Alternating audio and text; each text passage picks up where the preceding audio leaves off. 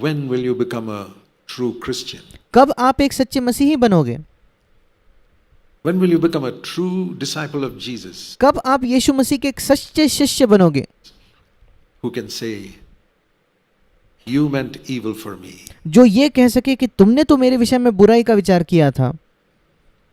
I mean, if I just say you meant evil for me but it did not harm me, that itself would be a great thing. अगर मैं ये कह पाता कि तुमने मेरे विषय में बुराई का विचार किया पर उस बुराई की वजह से मुझे कोई हानि नहीं पहुंची, तो ये अपने आप में एक बहुत बड़ी बात होती।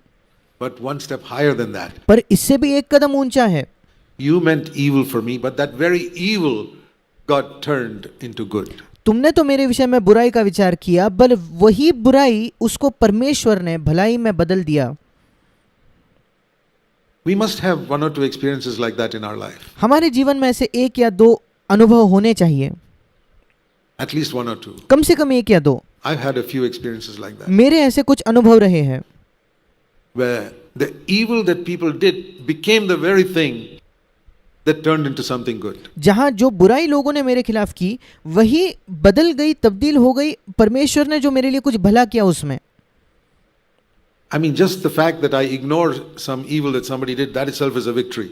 अगर ये केवल ये बात है कि किसी ने जो मेरे खिलाफ कुछ बुरा किया है, मैं उसको नज़रअंदाज करके उसकी उपेक्षा करके आगे चले जाता हूँ, तो ये भी एक बड़ा विजय होगा। Or that you can forgive somebody for the evil that they did, that itself is a victory. कि अगर आप किसी को क्षमा कर सको इसके बावजूद कि उन्होंने आपके विरुद्ध कुछ बुराई की है, तो वो भी एक बड़ा विजय होगा। Or you say, well, I don't mind, I praise the Lord for that. That is a victory. But या आप कहने लगो कि ठीक है, मुझे कोई इस बात से फर्क नहीं पड़ता, मैं इसके लिए भी प्रभु को धन्यवाद दूंगा, ये भी एक बड़ा विजय है। experience where that evil itself is the means by which God accomplishes something for you good. पर एक ऐसा अनुभव जहां वो जो बुराई उस व्यक्ति ने की वही जरिया बन जाता है जिसके द्वारा परमेश्वर आपके लिए कुछ भलाई करता है, एक अच्छी बात करता है, Which would not have happened if that fellow had not done that evil. और जो हो ही नहीं पाता अगर वो व्यक्ति आपके खिलाफ वो बुराई नहीं करता। तो That's a tremendous experience of walking in the footsteps of Jesus. ये यीशु मसीह के पद चिन्हों पर चलने का एक अद्भुत ऐसा अनुभव है। It really is true. ये वाकई में सच है। And we've experienced that as a church as well. और कलीसिया होने के नाते भी हमने इसका अनुभव किया है। It's not just as individuals. You know, when you केवल अपने आप से अकेले में ये अनुभव हमने नहीं किया व्यक्तिगत तौर पर कलीसिया में भी। are an integral part of the church, जब आप कलीसिया का एक भाग, एक अंग बन जाते हो, तब महत्वपूर्ण अंग बन जाते हो। I don't mean just a visitor who comes here, मेरा तात्पर्य उन लोगों से नहीं जो केवल यहाँ कभी कभी एक विजिटर के तौर पर कभी कभार आ जाते हैं कलीसिया में, listens to messages, and संदेश सुनते हैं goes away. There are a और lot of वापस people जाते like हैं। that. ऐसे कई लोग हैं। They're not 100% committed to CFC. Way CFC के प्रति 100% समर्पित नहीं हैं। CFC is like a restaurant. CFC जो है उनके लिए एक होटल के जैसे, एक रेस्टोरेंट के जैसे है। Yeah, a good restaurant. It's a type of food you like. एक अच्छा रेस्टोरेंट है और वहाँ का खाना आपको बहुत स्वादिष्ट लगता है, So you come regularly to the restaurant, and one और इसलिए आप बार बार उसी होटल में जाते हो। wonderful thing about the restaurant is there's no charges for the food. और इस होटल की तो अद्भुत बात ये भी है कि खाने के लिए आपको पैसा भी नहीं भरना पड़ता। The food is free, यहाँ का भोजन मुफ्त में मिलता है and you can come and eat, और आप आकर खा सकते हो। and you get lunch as well. और सभा के बाद आपको भोजन भी मिलता है दोपहर का। And you say, well, this is a good place to go to. और फिर आप कहते हो कि अच्छा, ये तो एक अच्छी जगह है, यहाँ हम जा सकते हैं। I'm not talking about such people. मैं ऐसे लोगों की बात नहीं कर रहा। I'm talking about people who have committed themselves to this church. मैं उन लोगों की बात कर रहा हूँ जिन्होंने अपने आप को इस कलीसिया के प्रति बिल्कुल समर्पित कर दिया है। For whom this church and everything in this church is their family. जिनके लिए ये कलीसिया और इस कलीसिया के हर एक व्यक्ति, हर एक बात उनके लिए अपना परिवार बन गया है। I can say that. मैं ये कह सकता हूँ। My relatives who live in Bangalore are not closer to me than the people in this church. Bangalore में जो मेरे रिश्तेदार जीते हैं वो इस कलीसिया के जो लोग हैं उनसे मेरे लिए ज़्यादा नज़दीकी वो लोग नहीं हैं। And I don't mean everyone in this church. I'm और मेरा मतलब इस कलीसिया के सारे लोगों से नहीं है। not close to a lot of visitors in this church. I don't इस चर्च में जो कभी कभार आने वाले जो विजिटर्स हैं, मेहमान हैं, उन लोगों की मैं बात नहीं कर रहा, मैं उनके नज़दीक नहीं हूँ। know them. मैं उन्हें नहीं जानता। A lot of people say they are CFC members but are like visitors who are not committed. ऐसे कई लोग हैं जो कहते भी हैं कि वे सीएफसी के मेंबर्स हैं, पर वे बस आने वाले एक मेहमान के समान है, वे वाकई में समर्पित नहीं हैं, But those प्रतिबद्ध नहीं who हैं। are really totally committed, I tell you honestly before God, they are closer to me than my family members. पर जो पूरी तरीके से समर्पित है, पूरी तरीके से प्रतिबद्ध है इस कलीसिया के प्रति, मैं ईमानदारी से परमेश्वर के सामने ये कह सकता हूँ कि वे मेरे परिवारजनों से भी मेरे ज़्यादा निकट, ज़्यादा नज़दीक है। Without a doubt, बेशक मैं ये बात कह सकता हूँ, this is my family. ये मेरा परिवार है। And I say, when you come into that type of relationship in a church, और मैं कहता हूँ जब आप एक कलीसिया में इस प्रकार के रिश्ते में, इस प्रकार के संबंध में आ जाते हो, only few people come like that, but बहुत ही कम लोग ऐसे आते हैं, when they do, पर जब वे आते हैं, their experience is what God uses to accomplish His purpose in the church. फिर उनका अनुभव है जिसका इस्तेमाल परमेश्वर करता है किसी कलीसिया में अपना उद्देश्य पूरा करने के लिए। So everything that you go through, और इसलिए हर एक बात जिससे आप गुजरते हो, if you're a committed member, is going to bless the church. अगर आप एक प्रतिबद्ध, एक समर्पित व्यक्ति मेंबर हो कलीसिया के, तो वो कलीसिया को आशीष देगा। I believe that. मेरा ये विश्वास है, I believe that with all my heart. मैं अपने पूर्ण हृदय से इस पर विश्वास करता हूँ।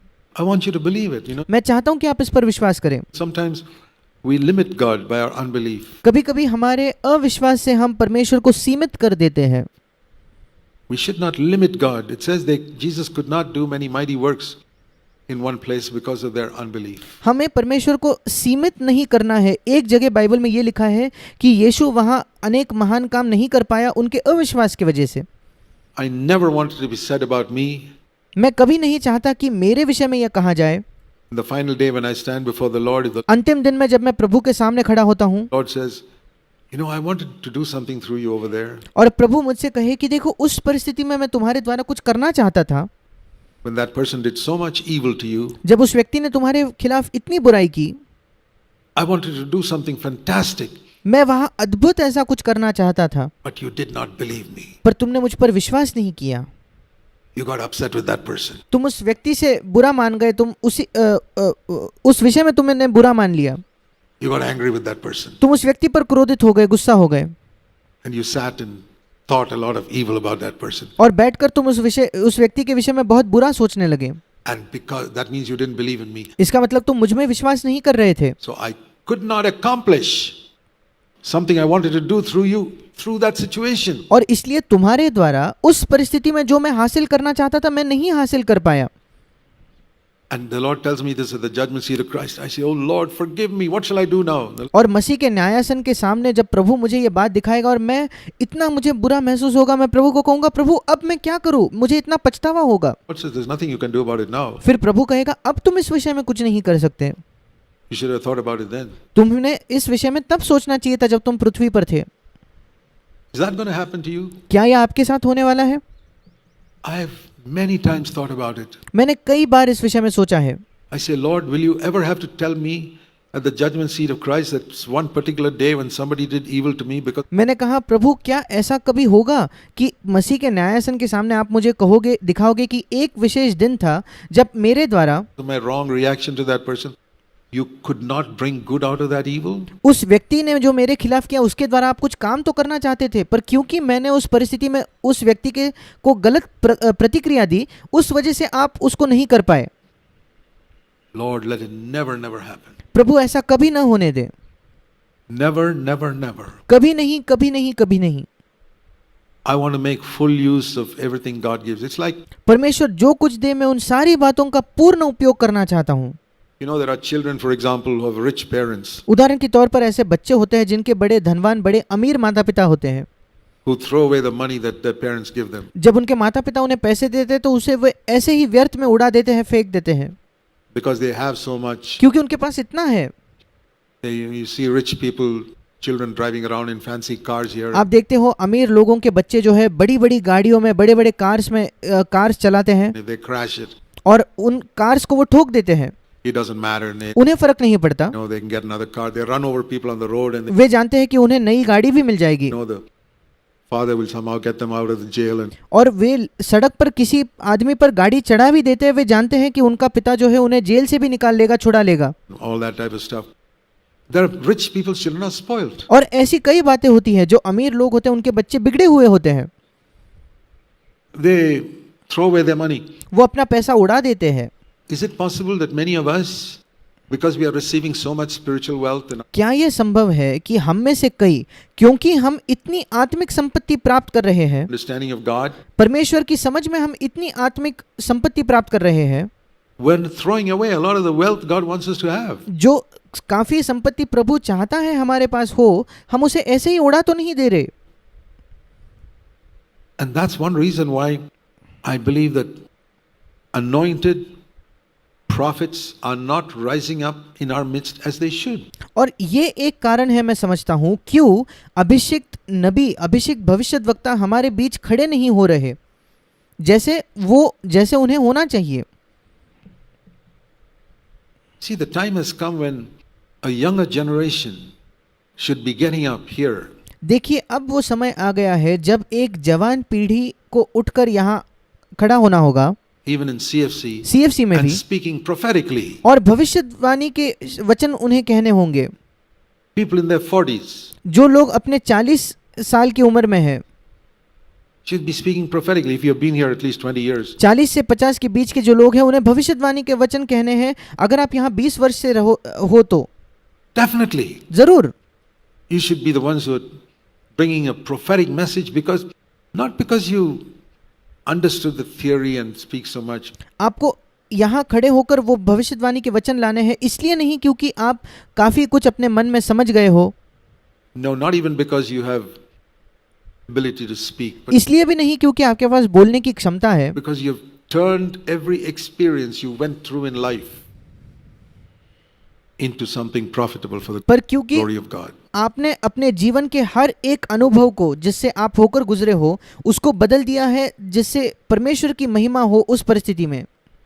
Our ministry does not come merely by studying the Bible. हमारी जो सेवकाई है वो केवल बाइबल अध्ययन से नहीं आती, It comes through experiencing. वो अनुभव के द्वारा आती है। And one of the things we are going to experience is what Joseph experienced here.